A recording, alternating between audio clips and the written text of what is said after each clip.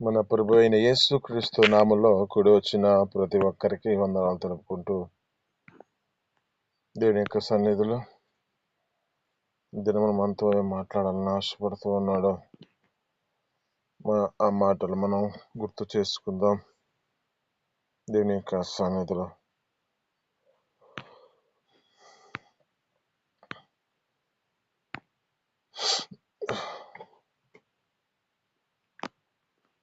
దేవుని యొక్క సన్నిధిలో మన జీవితాలలో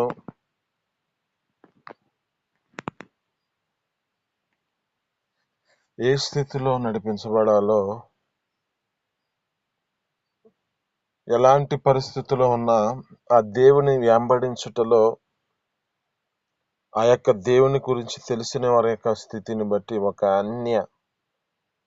ఒక అన్యజనులుగా పిలువబడుతున్న వ్యక్తిగా ఆమె జీవితం నడిపించబడుతున్న స్థితిలో ఆమె యొక్క జీవితం ఎలాంటి స్థితికి వచ్చిందో ఆమెలో ఉన్న ఒక మంచి అనుభవాలను మనం నేర్చుకుందాం. మనకు తెలిసిన యొక్క వ్యక్తి రూతు గారు. ఈమె యొక్క జీవితంలో జ్ఞాపకం చేసుకుంటే, ఒకటి విశ్వాసం, 2 ఈమె జీవితంలో విధేయత, 3 ఈమెకి విమోచన.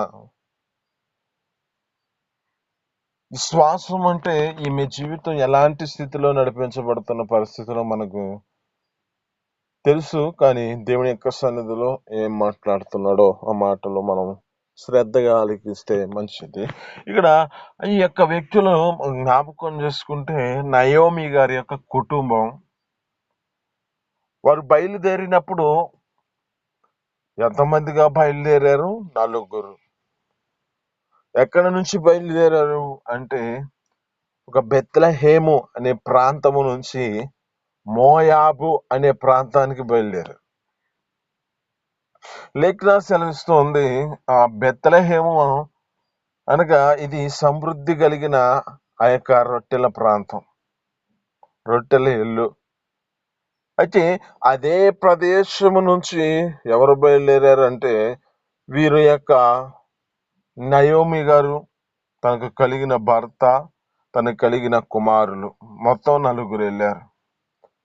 అయితే వీరు ఏ ప్రదేశం నుంచి వెళ్ళారు అంటే, బెత్లెహేము అంటే సమృద్ధి గల ప్రాంతం నుంచి వెళ్ళారు. ఎక్కడికి వెళ్ళారు అంటే, మోయాబి అనే ప్రాంతానికి. ఆ మోయాబి అనే ప్రాంతం జ్ఞాపకం చేసుకుంటే, అది లోక సంబంధమైన స్థితి, లోక సంబంధమైన అలవాట్ల చేత నింపబడిన స్థితి. అది అంటే అది లోక సంబంధమైన ఆలోచనలు, కోరికలను నెరవేర్చుకునే స్థితి. అది మంచి స్వభావం కలిగిన స్థితి కాదు.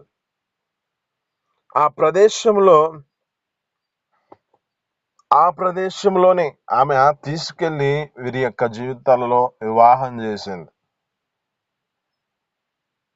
ఇది నీతో మాట్లాడుతున్న మాటల్లో జ్ఞాపకం చేసుకుంటే, దీనిలో కొత్త అనుభవం ఏమిటంటే, ఇక్కడ ఒక విషయాన్ని మనం గుర్తు చేసుకుందాం. ఏమిటంటే, దేవుని యొక్క సన్నిధిలో నమ్మిన, దేవుని సన్నిధిలో నడిపించబడుతున్న వారి యొక్క జీవితాలలో ఎవరిని వివాహం చేసుకోకూడదంటే, అన్యుల యొక్క స్థితిని బట్టి వివాహం చేసుకోకూడదని లేఖన సెలవిస్తూ ఉంటాయి. మనకి తెలుస్తున్న యొక్క మాటే, దేవుడు ప్రత్యేకంగా చిన్ననాటి నుంచి ప్రతిష్ఠించుకున్న ఆ నాజీరు చేసుకుని ఆ వ్యక్తిని నడిపించబడుతున్నవాడు తన స్థితిని బట్టి జ్ఞాపకం చేసుకుంటే, తన తల్లిదండ్రులు బోధించారు, నువ్వు ఇలా బోధించు, ఇలాంటి వారిని వివాహం చేసుకోకూడదు. మొదటిగా దేవుడు బోధించాడు. ఈ స్థితిని బట్టి ఆ వ్యక్తి నడిపించబడవలసిన వాడు, కానీ అతడు ఏం చేస్తున్నాడంటే, లోక సంబంధంగా అన్యులను పెళ్లి చేసుకునే వివాహము, అన్యులతో సావాసం కలిగిన స్థితి కనబడుతుంది. అంటే ఇది ఎక్కడ వరకు తీసుకెళ్ళింది అంటే, అతన్ని పతనానికి తీసుకెళ్తున్న పరిస్థితి వచ్చింది. ఇక్కడ ఉన్న పరిస్థితిని కూడా జ్ఞాపకం చేసుకుంటే, ఈ నయోమి అక్కడ తన కుమారునికి మోయాబి అనే ప్రాంతంలో, లోకానుసారమైన ప్రదేశంలో, లోకంలో నడిపించబడుతున్న వారి యొక్క ప్రదేశమునకు తీసుకెళ్ళి, అంటే వారి యొక్క అన్యజనులు వారి దగ్గరికి తీసుకెళ్ళి అక్కడ ఆ ప్రదేశం వెళ్ళి అక్కడ వివాహం చేసిందంట. ఇది మనం నీతో మాట్లాడుతున్న మాటలో జ్ఞాపకం చేసుకుంటే ఈ యొక్క మాటలో అర్థం చాలా ఉంది. ఏంటంటే, దేవుని నమ్ముకున్న వారి యొక్క జీవితాలలో అన్యులను పెళ్లి చేసుకుంటే ఎలాంటి పరిస్థితి కలుగుతుందంటే, వారి జీవితాలలో వారికి అది ఒక్కొక్క ప్రదేశంలో ఈ యొక్క అంటే వారికి ఏదో ఒక అపాయకరమైన స్థితి, లేకపోతే వారి శాపగ్రస్తమైన పరిస్థితికి వెళ్తా ఉంటారు. నాకు తెలిసిన మాటని జ్ఞాపకం చేస్తున్నాను. అనుభవం కలిగిన స్థితిలో దేవుని యొక్క సేవకుల యొక్క కుమార్తెలు ఇద్దరు ఉన్నారు. వారి జీవితాల్లో జ్ఞాపకం చేసుకుంటే ఏమంటారంటే, దేవుణ్ణి నమ్ముకున్నారు కదా, ఒక అన్య ప్రత్యేకమైన వారుగా నడిపించబడుతున్నవారు కదా, మరి ఏం చేయబడ్డారంటే వారు లోకానుసారంగా ఏమంటారంటే ఒక కులపరమైన పరిస్థితులు నడిపించబడుతూ, కులాచారంగా నడిపించబడుతూ కులానుసారమైన వారికి ఇచ్చారు. ఇప్పుడు ఇచ్చిన పరిస్థితుల్లో ఎలాంటి పరిస్థితికి వచ్చిందంటే, వారి యొక్క జీవితాలలో దేవుని నమ్ముకున్న ఆ దేవుని సన్నిధిలో నడిపించబడవలసిన వారు నడుపుకొంచబడలేని పరిస్థితిలో ఈ చేసిన వివాహం ఎలాంటి పరిస్థితికి వచ్చిందంటే, తమ కుమారులే తల్లికి వ్యతిరేకంగా మార్చబడ్డారు. తన యొక్క భర్తను కోల్పోయిన పరిస్థితి. ఇక ఇంకొక వ్యక్తిని జ్ఞాపకం చేసుకుంటే, ఆత్మ సంబంధంగా ఆమె నడిపించబడాల్సిన వారి యొక్క భర్త ఒక తాగుబోతుగా మార్చబడ్డాడు. ఎప్పుడు చూసినా ఆ యొక్క స్థితిని గుర్తు చేసుకుంటే గొడవ కలిగిన పరిస్థితులు, చూడ్డానికి ఏదో బాగానే ఉన్నట్టుగా కనపడుతున్నా వారి జీవితాలలో ఎప్పుడూ సమాధానం లేని పరిస్థితి.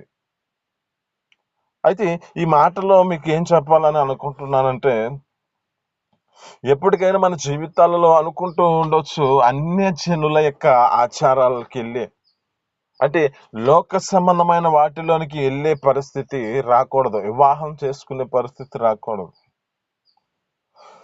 కానీ ఇక్కడ దేవుడు యొక్క గొప్ప ప్రణాళిక ఏమిటో కానీ, దేవుడు తన యొక్క స్థితిని గుర్తు చేసుకుంటే ఇక్కడ ఒక రూతు యొక్క అనుభవంలో కొత్త అనుభవం కనబడుతుంది. లోకానుసారంగా మనిషి జీవితంలో ఏదో ఒక పతనానికి కలుగుతున్నా, ఇక్కడ ఈ యొక్క స్థితిని కూడా పతనం అయిపోయిన పరిస్థితుల్లో అయినను ఒక రూతుని ప్రత్యేకంగా ఏర్పరచుకున్నాడు దేవుడు. రూతు యొక్క జీవితంలో జ్ఞాపకం చేసుకుంటే వీరికి కలిగిన పరిస్థితిలో ఏమో ఒక విశ్వాసం చేత నింపబడిన స్థితి. ఏం విశ్వాసం? ఆ యొక్క జీవితంలో జ్ఞాపకం చేసుకుంటే నయోమిని ఎప్పుడు గమనిస్తూ ఉంది ఈ యొక్క రూతు గారు ఈ యొక్క జీవితంలో ఆ యొక్క దేవుడిని చూస్తుంది, దేవుడిని ఆరాధిస్తున్నది చూస్తుంది, దేవుని సన్నిధిలో ప్రార్థిస్తుంది చూస్తుంది. ఆ దేవుని యొక్క సన్నిధిలో ఆమె యొక్క జీవితం నడిపించబడుతున్న స్థితిని గమనిస్తోంది ఈ యొక్క రూతు గారు. ఎవరు ఈ రూతు గారు అంటే మోయాబీ స్త్రీ. ఆ ప్రదేశంలో ప్రత్యేకంగా ఏర్పరచబడిన యొక్క స్థితి ఈమెలో కలిగి ఉన్నది. ఈ రూతు గారి యొక్క అనుభవంలో జ్ఞాపకం చేసుకుంటే ఆమె మాట్లాడుతున్న మాట ఏమిటంటే, ఇక్కడ నయోమ గారి యొక్క జీవితంలో తన యొక్క యజమాన్ని కోల్పోయిన పరిస్థితి, కొన్ని దినానికి తన యొక్క కుమారులను కూడా కోల్పోయిన పరిస్థితి. అప్పుడు ఆలోచిస్తుంది యొక్క నయోమి గారు, ఏమని ఆలోచిస్తుంది అంటే, ఎందుకు ఇక మీరు మీ యొక్క జీవితాల్లో మీరు ఇంటికి వెళ్ళండి, నాకైతే ఇక బిడ్డలు అంటే మీకు వివాహం చేయడానికి నా యొద్దకు బిడ్డలు కని మీకు ఇవ్వడానికి అవకాశం లేదు. వారు పెద్దవారైనా ఆ యొక్క స్థితిని బట్టి మీరు ముసలివారిగా మార్చబడే పరిస్థితి వస్తుందని ఆలోచించదు.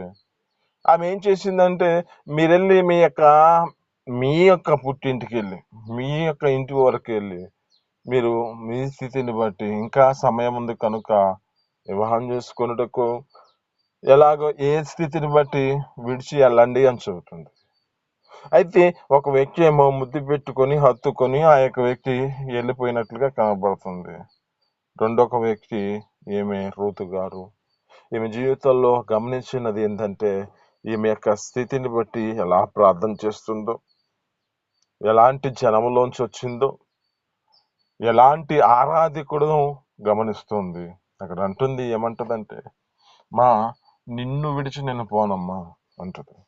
నీ జనమే నా జనమమ్మా, నీ దేవుడే నా దేవుడు, నువ్వు ఎక్కడ ఉంటావో నేను అక్కడే ఉంటాను, నన్ను మాత్రం పొమ్మని చెప్పొద్దు అని చెబుతూ ఉంటది. అయితే ఇక్కడ ఈమె యొక్క జీవితంలో ఏం గ్రహించింది అంటే, దేవునిని ఆరాధిస్తున్న వ్యక్తి ఈ యొక్క నిజమైన దేవుడు ఈ యొక్క వ్యక్తి అని గమనించి, నీ దేవుడే నా దేవుడు అంటుంది. ఈమె యొక్క స్థితిని జ్ఞాపకం చేసుకుంటే రూతు తన దేశాన్ని, బంధువులని, పాత జీవితాన్ని విడిచిపెట్టేసింది. నిజమైన విశ్వాసానికి త్యాగాన్ని కోరుతుంది. ఈమెలో జ్ఞాపకం చేసుకుంటే ఈమె ఎక్కడికి వచ్చిందంటే ఒక నూతనమైన ఒక అనుభవానికి వచ్చింది. ఎలాంటి మాట అంటే 2 కొరింథీయులకు రాసిన పత్రికలో 5వ అధ్యాయం 17వ వచనంలో అంటాడు, క్రీస్తు నందు వచ్చిన వారి యొక్క జీవితాల్లో ఒక నూతన సృష్టి అంటాడు దేవుడు. అంటే ఒక నూతనమైన జీవితాన్ని కలిగి ఉన్న స్థితి ఎక్కడో లేదండి. దేవుని యొక్క సన్నిధిలో మనం జ్ఞాపకం చేసుకుంటే మనల్ని దేవుడు ఒక నూతన సృష్టి అంటున్నాడు. ఈ నూతన సృష్టి ఏంటంటే మన జీవితాల్లో మార్చుకుంటే ఒక నూతనమైన సృష్టిగా మనం మార్చబడతాం. మన యొక్క స్థితిని బట్టి మన యొక్క జీవితం అంతకు ముందు లోక సంబంధమైన స్థితిలో నడిపించబడుతున్నాం. ఇప్పుడు మన జీవితాలలో దేవుని ఎదురుకు వచ్చి మన యొక్క జీవితాలు ఒక నూతనమైన జీవితాన్ని చేస్తున్నాం చూడండి. ఇది ఒక నూతనమైన సృష్టి. ఆమేన్, హల్లెలూయా. అయితే ఇక్కడ ఈ యొక్క ఋతు గారిని జ్ఞాపకం చేసుకుంటే దేవుని యొక్క ఆశీర్వాదనకు మొదటి అడుగు ఈమె యొక్క జీవితంలో సంపూర్ణమైన సమర్పణ కలిగిన జీవితం ఇది. కొంతమంది తమ జీవితాలలో కలిగిన పరిస్థితిని గుర్తు చేసుకుంటే అక్కడన్న పరిస్థితి ఎలాంటిది? తన యొక్క అత్తగారి యొక్క భర్త గారు చనిపోయాడు, తనకు కలిగిన భర్త చనిపోయాడు. ఈ పరిస్థితిలో దేనికి రావాలో ఆమె జీవితంలో గ్రహించిన దాన్ని బట్టి అక్కడ గొప్ప కార్యం జరిగించబడింది ఆమె జీవితంలో. ఏమిటంటే ఆమె యొక్క స్థితిని గుర్తు చేసుకోకుండా తన జీవితంలో ఎలాంటి దేవుణ్ణి ఆరాధిస్తాలో ఆమెకి తెలిసింది. ఇదే గొప్ప ధన్యత. ఆమేన్, హల్లెలూయా. సారీ ఆగస్టా అంటే నేను మొత్తం చెప్పలేకపోతాను. అయితే దేవుని యొక్క మాటల్లో జ్ఞాపకం చేసుకుంటే ఋతు గారి యొక్క అనుభవం, ఈ యొక్క అనుభవాన్ని ఒక్కదాన్ని మాట్లాడుకుందాం. మన యొక్క స్థితిని బట్టి అంటే దేవుని ఎదుటికి వచ్చి ఆయన యొక్క ఆశీర్వాదమును పొందుకొనుటకై ఈమెకు మొదటి మెట్టు వేసింది. ఇది నీతో మాట్లాడుతున్న మాటను బట్టి కూడా ఒక ఋతు వలె మన జీవితంలో ముందుగా ఒక తొలిమెట్టు దేవుని ఎదుటికి మనం నడిపించబడాలి. అంటే మనం అన్ని జనులు కాదు, కానీ దేవుని సన్నిధిలో ఉన్న దేవుని పేరు చెప్పుకుంటున్న కొంతమంది యొక్క జీవితాలు ఎలాంటి స్థితిలో ఉంటాయి అంటే లోక సంబంధమైన కోరికలు, ఆత్మ సంబంధమైన నడిపింపు రెండు కలిగి ఉంటారు. కానీ ఇక్కడ మనం బైబిల్ సెలవిస్తున్న మాటలు ఏమిటంటే దిమాన్సులుగా మనం ఉండకూడదు. యాకోబు రాసిన పత్రికలో అనుకుంటా అక్కడ అంటాడు 1వ అధ్యాయము 7-6 వచనాల్లో అంటాడు, అంటే మనుష్యుడు ఏం చేయబడకూడదంటే ఒక దిమాన్సుకుడుగా మార్చబడకూడదు. అప్పుడు తన యొక్క జీవితంలో ప్రభు వలన తనకి ఏమైనా దొరుకుతుందని తలంచకూడదు అంటాడు. అంటే మనము మన జీవితాలలో ఏం చేయబడాలంటే ఒక నిశ్చితకు రావాలి. అంటే ఒక సంపూర్ణమైన స్థితిలోనికి, ఒక దాని మీద మనం ఆధారపడే స్థితిలోకి రావాలి. ఇక్కడ ఆమె జీవితం ఏం చేయబడుతుందంటే దేవుని యొక్క సన్నిధిలోనికి ప్రతి ఆ యొక్క తొలి మెట్టు వేసింది. ఆ మెట్టును బట్టి ఆమె జీవితంలో సమర్పణ కలిగిన స్థితి కనపడుతుంది. ఆమె జీవితంలో ఈ యొక్క ఆశీర్వాదం పొందుకున్నటకే ఈ స్థితికి వచ్చింది కనుక ఆమె యొక్క జీవితంలో ఒక గొప్ప కార్యం జరగడానికి కారణమవుతుంది. కనుక మన జీవితాల్లో కూడా దేవుని యొక్క సన్నిధిలోనికి మనం తొలిమెట్టుగా మన జీవితాల్లో అప్పగించుకుందాం. ఆ తొలిమెట్టుగా ఆమె యొక్క ఆత్మీయత యొక్క అనుభవంలో ఆమె జీవితంలో కలిగిన నిర్ణయం మంచిగా ఆమె యొక్క స్థితిని మార్చడానికి కారణమైంది. కనుక మన జీవితాల్లో కూడా అట్టి స్థితి మనం కలిగి ఉండి దేవునిని ఆరాధించగలిగిన వారిగా మనం మార్చబడతాం. ఆయన జనముగా మనం మార్చబడదాం. ఆయన సన్నిధిలో నిజమైన దేవుని మనం గ్రహించి నిజమైన దేవుని మన పట్ల మనం ఎలా నడిపించబడుతున్నాం అట్టి కృప మన జీవితాల్లో అనుగ్రహించాడు. కనుక ఇలాంటి కృప మనకి ఎవరికీ లేదు. కనుక మనకి ఇచ్చిన ధనతను బట్టి దేవుని సన్నిధిలో ఈ మాటలు మీ వినికుడు దీవించి ఫలించును గాక. మిగతా భాగం మనం రేపు మనం చెప్పుకుందాం. దేవుని యొక్క మాటలు ఇచ్చింది ప్రార్థించండి. పరిశుద్ధుడ జీవాధిపతి ఆశ్చర్యకరుడు మహోన్నతుడు నీకు స్తోత్రాలు. మీ అపారమైన ప్రేమ చేత మీ కృప చేత నా తండ్రి నీ సన్నిధిలో మమ్మల్ని నడిపించిన దాన్ని బట్టి నా స్తోత్రం అయ్యా. నా తండ్రి మీ సన్నిధులు అయ్యా, నా తండ్రి మీరు మాట్లాడిన మాటలు బట్టి నీకు స్తోత్రాలు అయ్యా. రుతు గారి యొక్క అనుభవంలో అయ్యా మా జీవితంలో ఒక విశ్వాసం చేత నింపబడిన స్థితిలో ఉన్నది అయ్యా. ఈ శ్వాస జీవితంలో ఆమె యొక్క జీవితం నడిపించబడిన స్థితి అయ్యా. నా తండ్రి ఏదో పరిస్థితిలో ఉన్నప్పుడు కూడా ఆమె జీవితంలో కోల్పోయిన పరిస్థితుల్లో ఉన్నా కదా అయ్యా ఒక మంచి మార్గాన్ని ఎన్నుకుందయ్యా. అటు కృప మా జీవితంలో కూడా మీ మార్గంలో నిలకడగా ఉండే కృపను మాకు దయచేసి మీ సన్నిధానంలో పెట్టుకొని అయ్యా ఒక నా తండ్రి సంపూర్ణమైన సమర్పణ చేత నిజమైన విశ్వాసాన్ని మేము ఎరిగినట్లుగా కృప చూపించి నీ పట్ల మా జీవితాలను అప్పగించుకునే కృపను మాకు దయచేయమని యేసు పరిశుద్ధ నామములో అడిగి పొందుకొని జీవిస్తున్నాం తండ్రి. ఆమేన్.